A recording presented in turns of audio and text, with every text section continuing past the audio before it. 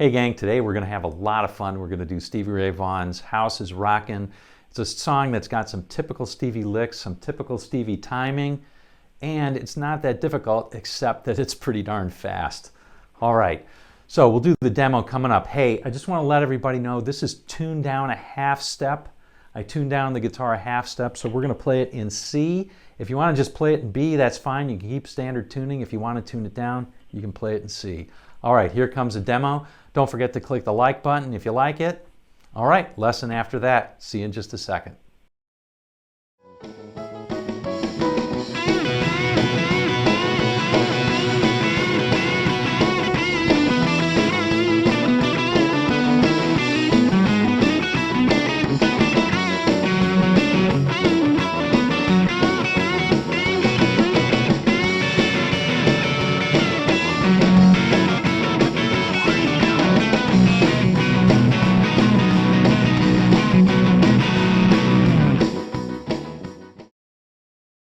All right, gang, let's go over this note for note. Before we do, you can get the tab in the link in the description below. Might make your life a little bit easier. One thing about the tab, though, got to remember, I'm tuning my guitar in E flat, right? I've got everything tuned down a half step. So my sixth string is tuned down a half step to E flat. My fifth string is tuned down a half step to A flat, etc. So when you're looking at the tab, it's written in C for somebody who tunes down a half flat or half step, just like Stevie Ray did. If you don't want to tune down a half step, I totally get that. I totally understand. I hate doing that too. But I did it in this case because, you know, Stevie. But if you don't want to do that, you can play everything in B instead of C. That's not a problem. You just take the tab and subtract one from each of the notes, from each of the frets, all right? So that's how you do it. Okay, enough said. For the sound, I always get razzed for not using my Strat as much, and I do apologize. It just is not as playable as some of my other guitars. So I've gotten it into I spent a long time last night getting into playable shape, and I figured, okay, now it's in playable shape. I'm going to play some Stevie, so there we go. Here's what I'm doing for the sound. I am using the neck pickup. Why? Because I love how the neck pickup sounds on a Strat. I've got a decent amount of gain on my amp, and I've got a little bit of reverb. That's it. I'm not using anything else. So your mileage may vary on that. You might want to use the center pickup. That also sounds good. Anyway, that's what I did for this one. Enough about the sound.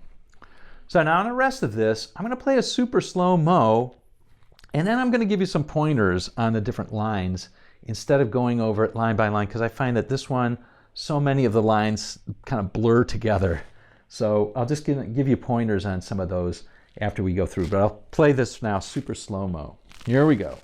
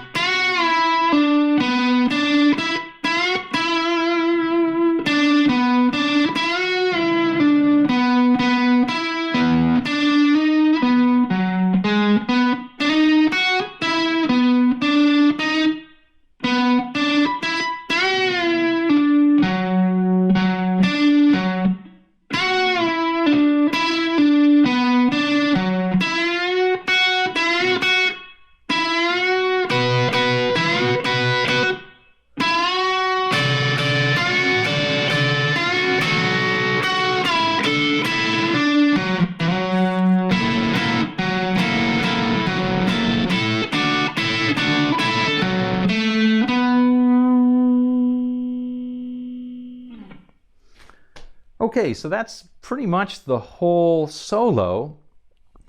And what are just some highlights of it? Well, it's starting out with this whole Chuck Berry thing, but it's like Chuck Berry on steroids, okay? Stevie Ray played the Chuck Berry like nobody else did.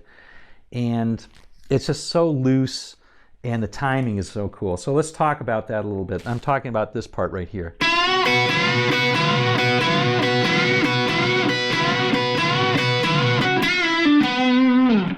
That part right there.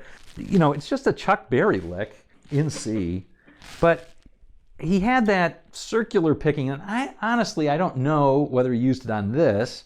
In the video, he certainly showed that, but then again, who knows what he was really doing during that video, if he was really playing or not. I mean, there's a bunch of college kids jumping around in a house party, so, you know, whatever.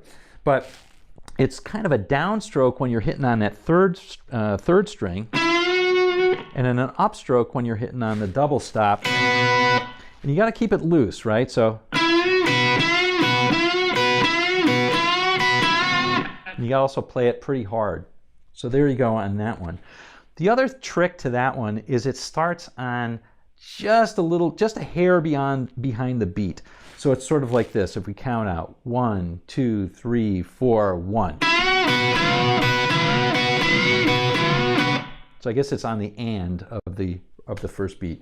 And that gives it that just a little funky flavor to it, which I think is cool. The next line I think is really tough. It comes out of that pretty interestingly, or pretty normally, I guess. That's just all straight minor pentatonic blues. But then he does this major pentatonic blues.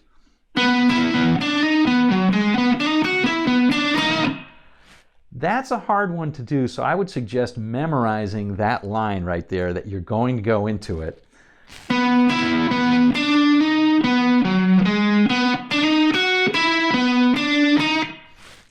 There's a couple of notes to watch out for. It's this one right here on a 4th fret 7th, or 4th string 7th fret, which is not in the blues box position, right? You got to reach behind it. It's a major sounding note over that F7 chord. And then the other thing to think about is you're ending that on the 3rd of the C instead of a minor pentatonic note, right? So it ends on the 3rd string 9th fret.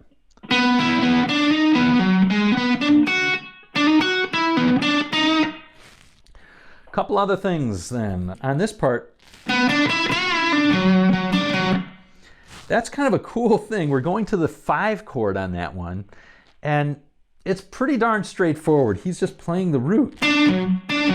But what's so cool about it is obviously the rhythm of it, but he's skipping a string, isn't he? He's playing on the 3rd and going all the way to the 5th.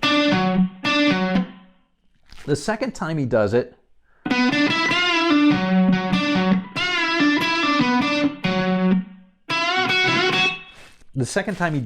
I use my second finger so I can get into this bend section really quickly. Again, your mileage may vary on that, but watch which fingers a little bit. When you're skipping strings, sometimes it's hard to get back to the next note, so watch your fingers on that. I use the second finger so that I can come up and bend with my 3rd on this next flurry. But the last part is really just an extended Chuck Berry. He first starts out with a single note. That's pretty straightforward. Then he plays double stops. And this time he does double thwacks instead of single, right? First it's a single with a single note. That, and then double. And now we're going to play holding up the 10th, and then our double stop's going to be on the 11th. So we're going to get some dissonant sounds here. And then we're playing all top 3 strings, but the keynotes are going to be on the 3rd string. While we're holding down this 11th with the dissonant sounds, we're going to play.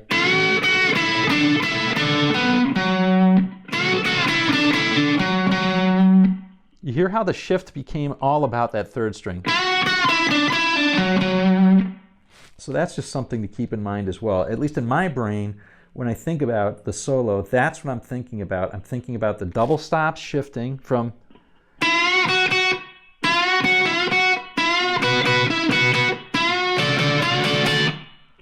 so far it's been, but now it shifts back to the 3rd string, so that's what I'm thinking on that one. And then here we're just playing the Hendrix chord, but it's a G Hendrix chord with a sharp 9 there.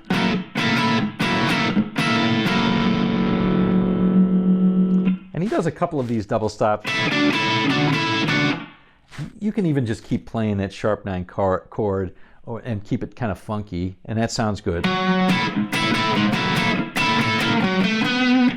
Just ending up by playing, and he's back into. All right, such a cool solo from Stevie on that one. All right, gang. Well, there you go. Stevie Ray Vaughan's House is Rockin'. This is a great one to get under your belt if you're a Stevie Ray fan. It's got some typical stuff in it, and it's just super fun to play. All right. Hope you enjoy this one. We will see you on down the road.